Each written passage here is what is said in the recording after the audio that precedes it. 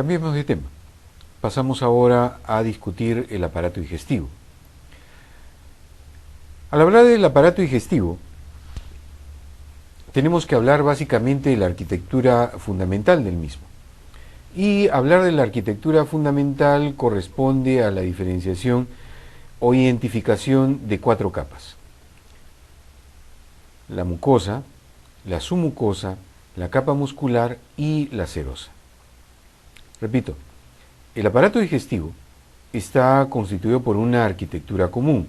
Esa arquitectura común, para casi todos los órganos, corresponde a una mucosa, una submucosa, la capa muscular y la serosa.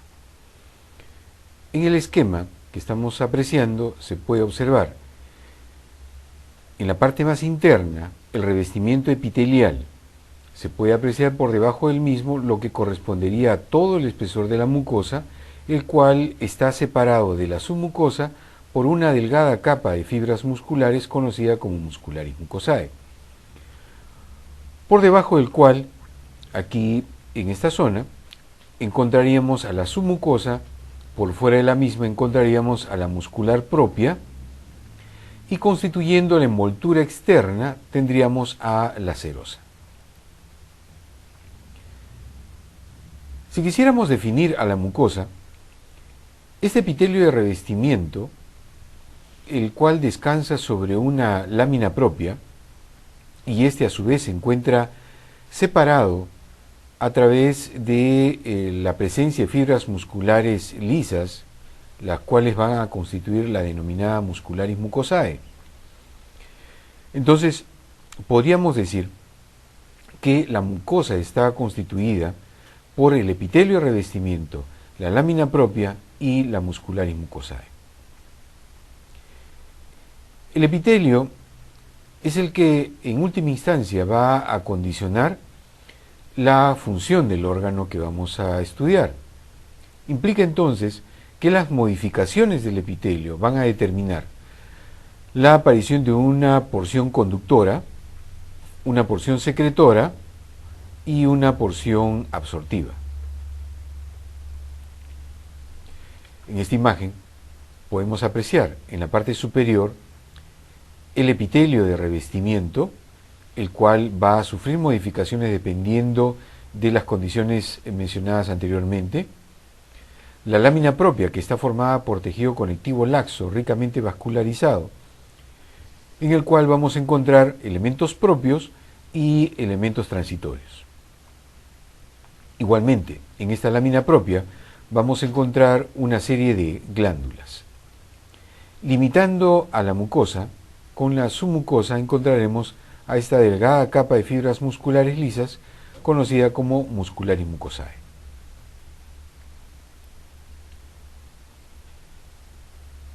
Esta muscularis mucosae, repito, constituye el límite geográfico entre la mucosa y la submucosa. Esta submucosa está formada por tejido conectivo moderadamente denso, que también va a tener una irrigación bastante importante, pero a su vez encontraremos también algunos plexos nerviosos de tipo simpático. Es a este nivel donde encontraremos a los denominados plexos submucosos o plexos de Meissner.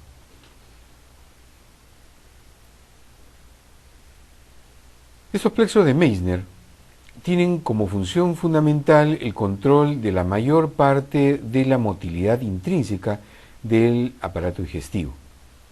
Esto es, van a contribuir en conjunción con los plexos mioentéricos o denominados de Auerbach para los movimientos peristálticos.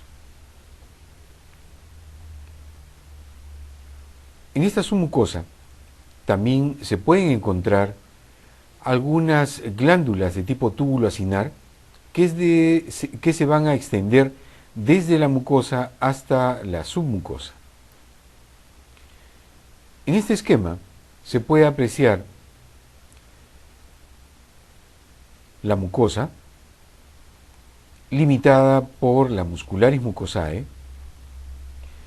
la submucosa en la cual podemos encontrar algunas glándulas de tipo túbulo acinar, los cuales comprometen desde la mucosa hasta esta submucosa. Podemos encontrar también a los denominados plexos de Meissner. Por fuera de la submucosa encontraremos a la muscular propia en su clásica distribución de circular interna y longitudinal externa. Entre ellas vamos a encontrar a los plexos mioentéricos o plexos de Auerbach.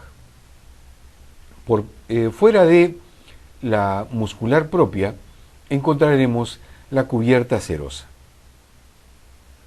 Este gráfico es bastante ilustrativo de la distribución arquitectural que habíamos mencionado al inicio de esta parte de nuestra conversación. La capa muscular está formada, como habíamos mencionado hace un momento, por fibras musculares lisas, las cuales se van a disponer bajo dos orientaciones: una interna de tipo circunferencial y una externa de distribución longitudinal. Esto es lo que conocemos como el famoso CILE, circular interna y longitudinal externa. Esto es valedero básicamente para todos los órganos que forman el tubo digestivo, con algunas excepciones, y entre ellas principalmente el estómago. Porque es a nivel del estómago, como vamos a conversar en un momento, en el cual se va a agregar una tercera capa. Habíamos mencionado también que para la mayoría de los órganos del tubo digestivo, con la distribución de circular interna y longitudinal externa, íbamos a encontrar un plexo mioentérico o denominado también plexo de Auerbach. Esto, en coordinación con el plexo de Meissner, determinarán las contracciones que determinarán los movimientos peristálticos. Por último, la estructura más externa del tubo digestivo corresponde a la serosa. Si bien todo el tubo digestivo, o por lo menos podría decir en realidad la mayor parte del tubo digestivo, está rodeado por una serosa, en esta serosa vamos a encontrar un revestimiento de tipo mesotelial. Vuelvo a reiterar que los mesotelios revisten cavidades cerradas. Mencionábamos a la cavidad pleural, la cavidad pericárdica y ahora mencionamos a la cavidad abdominal o peritoneal.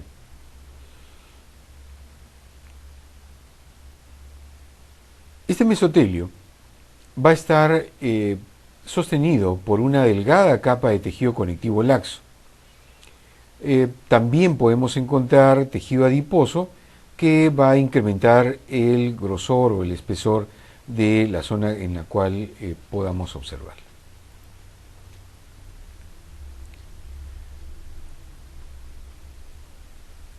Hablaremos ahora de algunos constituyentes del tubo digestivo, algunos por sus particularidades que lo diferencian de la gran mayoría de órganos que hemos estado conversando. El esófago constituye, desde el punto de vista funcional, a un órgano de conducción, puesto que determinará que los alimentos predigeridos a nivel de la cavidad oral vayan a pasar hacia la cavidad gástrica a través del esófago. De ahí el por qué el esófago corresponda a la zona de conducción. En esta zona de conducción, por las características del órgano, necesitamos un epitelio que pueda ser resistente a cambios discretos de temperatura y a erosión. Entonces, para eso requerimos el epitelio de tipo poliestratificado plano, no queratinizado, aunque podríamos mencionar de que en algunas especies inferiores esto podría estar parcialmente queratinizado. En esta imagen en un corte transversal del esófago, podemos observar el epitelio de revestimiento, repito, con un epitelio poliestratificado plano no queratinizado. Por debajo de este encontraremos una lámina propia que está separado de la submucosa por la muscularis mucosae. Por fuera de esta muscularis mucosae, repito, encontramos a la submucosa,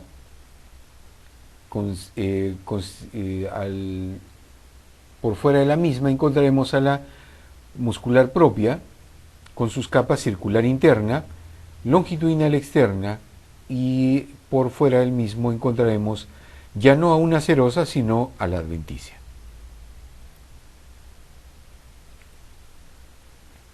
Nuevamente en esta imagen se puede apreciar a mediano aumento el epitelio constituido por un tipo escamoso, la lámina propia y la muscularis mucosae. Una característica distintiva de la mucosa esofágica es la presencia de una serie de repliegues, los cuales se van a proyectar hacia la luz. Esto va a determinar un aspecto irregular asociado a la ausencia o presencia de contenido en la luz del esófago. En esta fotografía se puede observar el epitelio, que aparece de color amarillo dorado. En un color verdoso encontramos el tejido conectivo moderadamente denso, y un color rojizo o marrón encontramos al tejido muscular liso.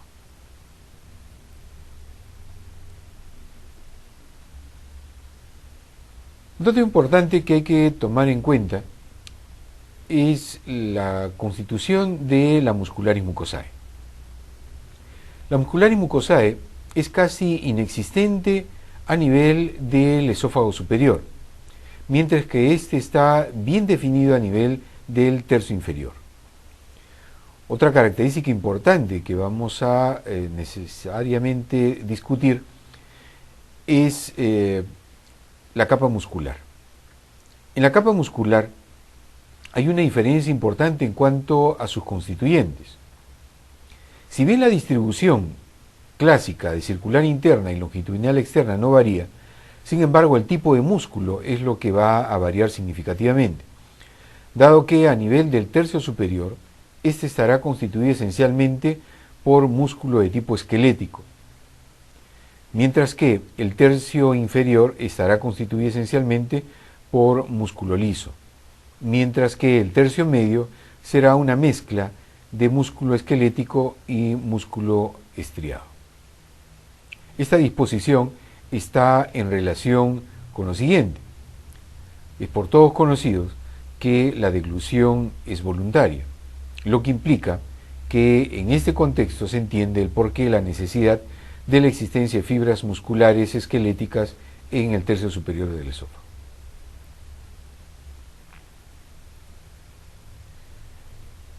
En esta otra imagen se puede apreciar en la unión esófago-gástrica hacia la derecha y arriba el epitelio escamoso no cornificado, mientras que hacia la izquierda se puede apreciar el epitelio columnar, por debajo del cual encontraremos a la lámina propia, separada por una delgada capa de fibras musculares lisas de color amarillento, y en la submucosa la presencia de glándulas túbulo-acinares.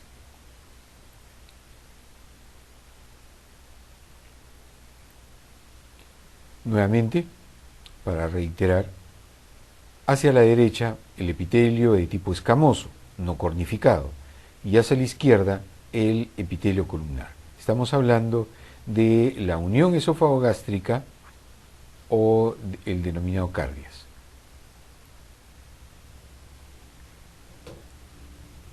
Esto da pie para hablar ahora del estómago.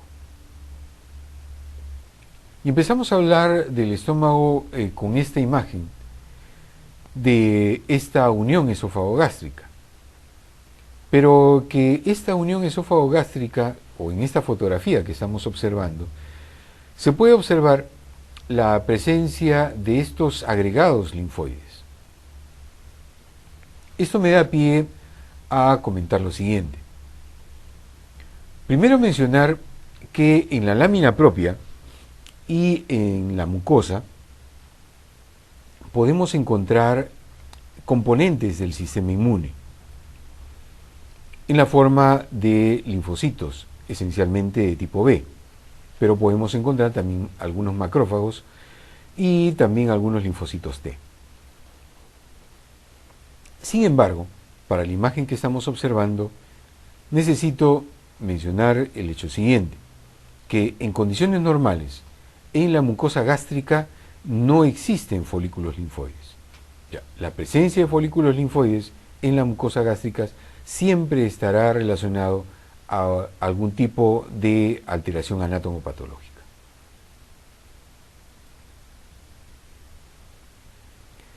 Esta imagen que estamos observando corresponde a la mucosa del fondo o cuerpo gástrico. Podemos observar, recapitulando lo que comentábamos al principio de esta parte de nuestra conversación. Primero tengo que ubicarme, y la mejor forma de ubicarme es la identificación de la muscularis mucosae. Todo lo que esté hacia arriba de la muscularis mucosae corresponderá a la mucosa, la cual está constituida por el epitelio de revestimiento, la lámina propia en la cual voy a encontrar, para el caso específico de la imagen que estamos observando, a las glándulas gástricas. Por debajo de la muscularis mucosae encontraré a la submucosa, constituida por tejido conectivo moderadamente denso, en el cual encontraremos vasos sanguíneos de pequeño calibre. Por fuera de esta submucosa encontramos a la muscular propia, y lo que no se llega a apreciar adecuadamente en la fotografía correspondería a la cubierta externa o denominada serosa.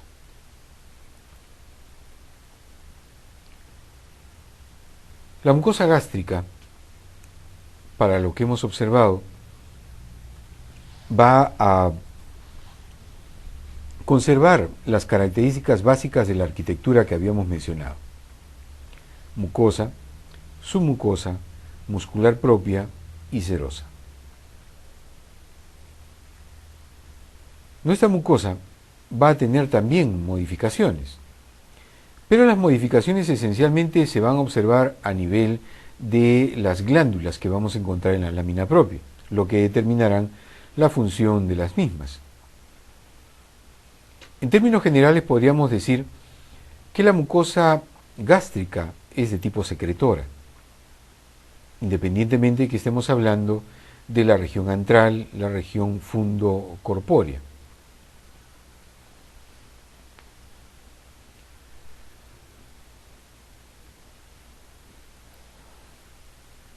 Una característica importante de la mucosa gástrica es la presencia de un epitelio de revestimiento constituido por un epitelio de tipo columnar.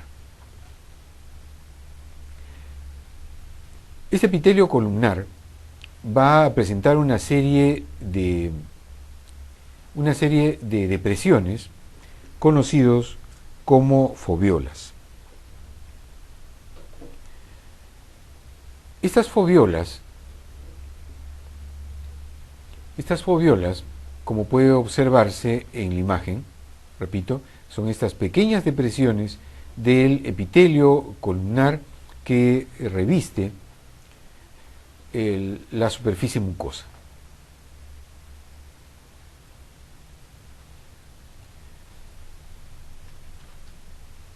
Por debajo del epitelio se observa algunas glándulas gástricas, y limitando esta mucosa con la submucosa tenemos nuevamente a la muscularis mucosae.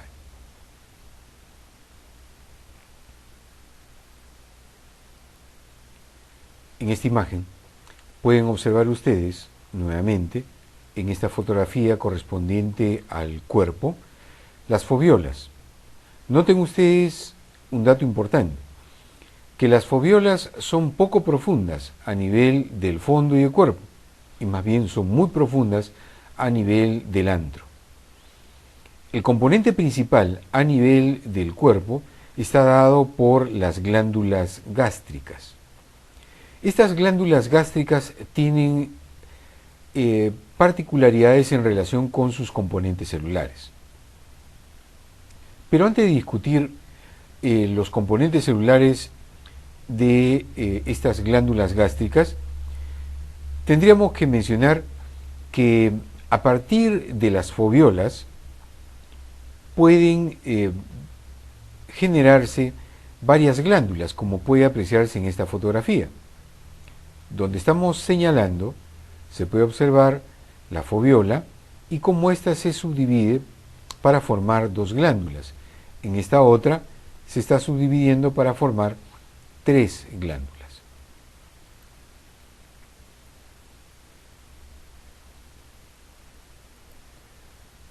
Aquí en esta imagen, a mayor aumento, se puede observar esta depresión conocida como fobiola, revestida por este epitelio de tipo columnar. Por dentro del mismo o por debajo del mismo se puede apreciar la lámina propia. Aquí se ha hecho una coloración con el denominado ácido periódico de Schiff o PAS, el cual tiñe mucopolisacáridos. Aquí, como se puede apreciar, la superficie apical de estas células cilíndricas se tiñe intensamente con esta coloración del PAS.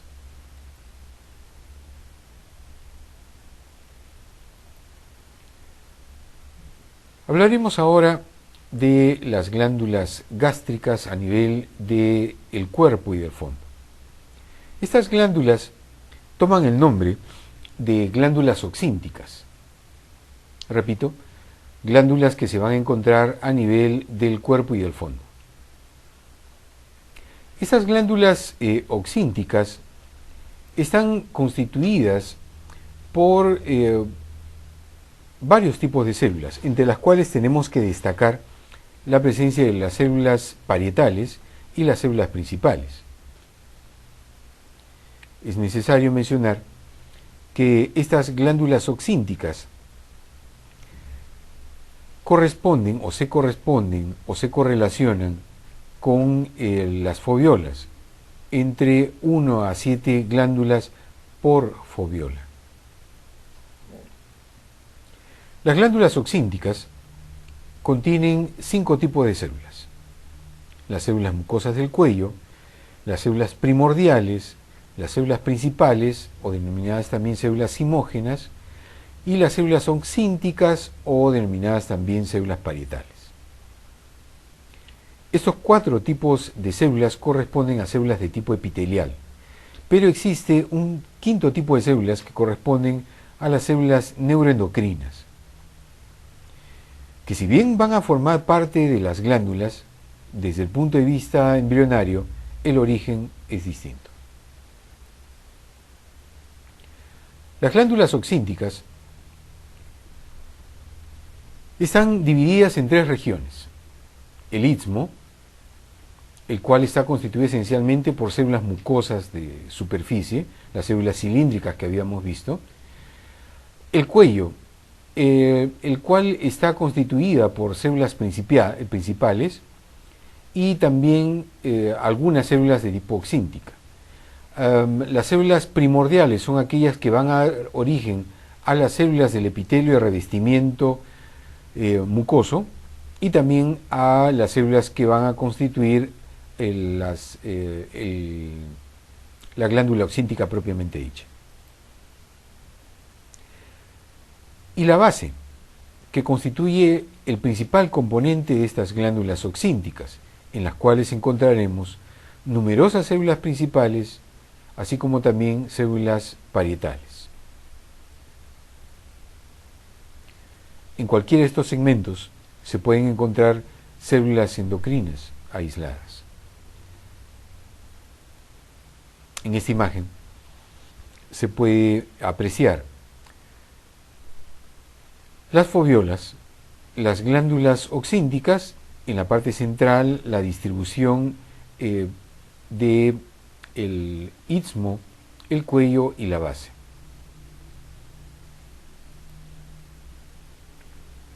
Habíamos mencionado que la renovación de la mucosa y la renovación también de las glándulas oxínticas parte de la presencia de células primordiales. Diferenciar las células parietales de las células principales resulta una tarea relativamente sencilla.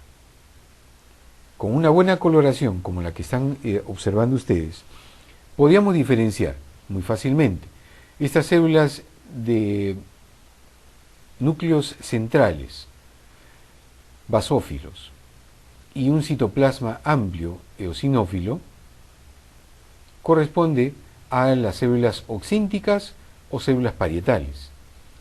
Mientras que las células de núcleos rechazados hacia uno de los polos y un citoplasma apical discretamente basófilo corresponderá a las células principales. Repito, estos son los dos componentes principales de las glándulas fundocorpóreas o glándulas oxínticas. En esta imagen, nuevamente para recapitular, las células parietales, las células principales, la lámina propia y en la parte inferior pueden apreciar la muscular y mucosae.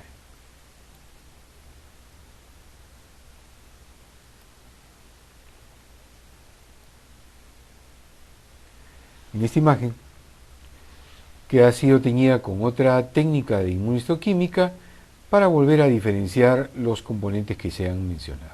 Células parietales y de un color discretamente rosado tenemos las células principales. Noten ustedes en esta fotografía que corresponde a la región antropilórica las diferencias significativas de la mucosa antral o antropilórica con la mucosa fundocorpórea. Reitero, a nivel del fondo y del cuerpo, las foviolas son poco profundas, mientras que a nivel de la región antral, las foviolas, como pueden observar ustedes en esta fotografía, las foviolas son profundas. El componente glandular en la lámina propia no corresponde al principal componente del espesor de la glándula.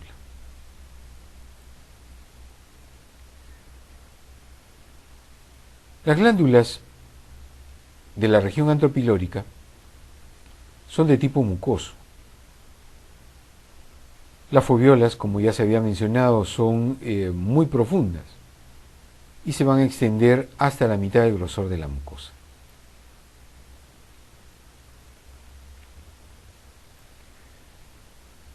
El tipo principal que va a corresponder al revestimiento epitelial estará orientado hacia la síntesis y secreción de moco.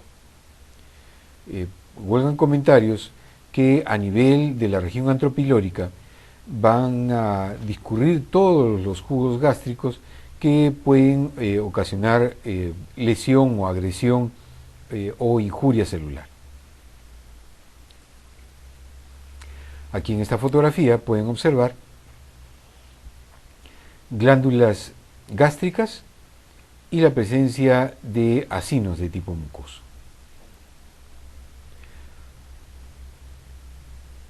Aquí se puede apreciar, se ha hecho inmunomarcación para destacar la presencia de las denominadas células G, productoras de gastrina.